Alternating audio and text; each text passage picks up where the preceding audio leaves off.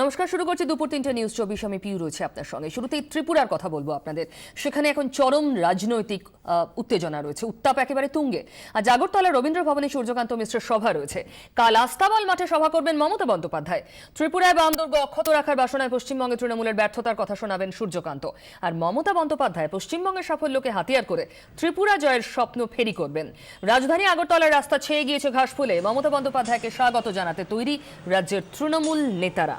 এই মুহূর্তে যেখানে সভা করবেন সূর্যকান্ত মিশ্র, সেখান থেকে রয়েছেন সরাসরি আমাদের সঙ্গে আমাদের প্রতিনিধি কমলিকা সেনগুপ্ত। কমলিকার সঙ্গে কথা বলবো সরাসরি।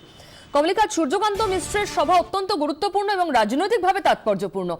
এখানে ভরাডুবির পর কোন মন্ত্রে উজ্জীবিত করতে পারবেন তিনি ত্রিপুরার নেতা কর্মী সমর্থকদের?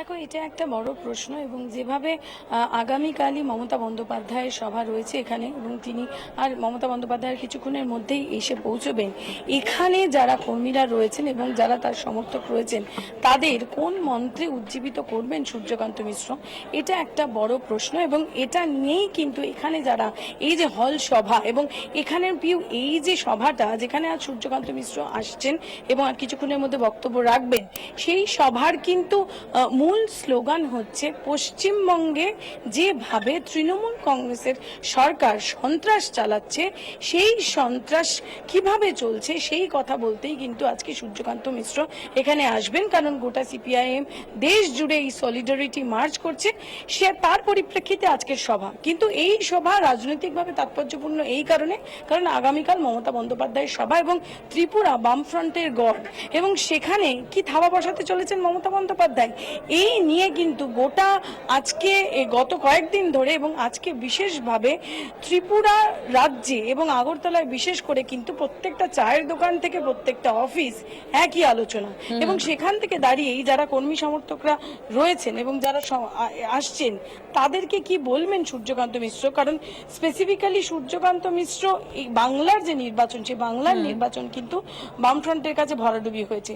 সেখানে ত্রিপুরা 23 বছরের শাসন, তার কিছু স্কোরিং পয়েন্ট রয়েছে, সেগুলো নিয়ে আমরা জানি ইতিমধ্যেই মানিক সরকার তিনি জেলায় জেলায় যাচ্ছেন।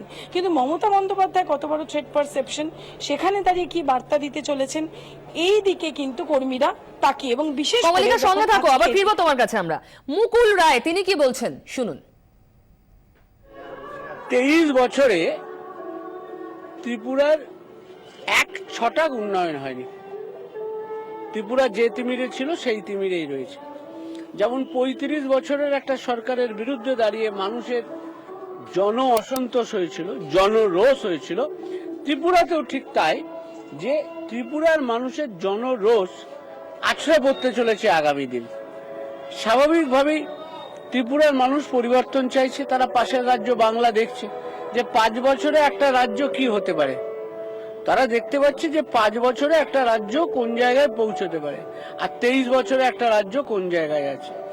সার্বিকভাবে ত্রিপুরায় না স্বাস্থ্য আছে, না শিক্ষা আছে, না শিল্প আছে, না 100 দিনের কাজ আছে, কোনো জায়গাতেই ত্রিপুরার কিছু নেই।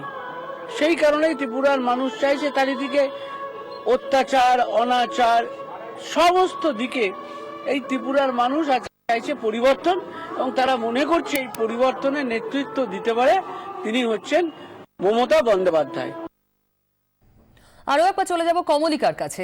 কমলিকা, শক্তি প্রদর্শনের প্রতিযোগিতায় তো ইতিমধ্যেই বেশ খানিকটা এগিয়ে গিয়েছে তৃণমূল কংগ্রেস। শহর জুড়ে তো তৃণমূলেরই পতাকা।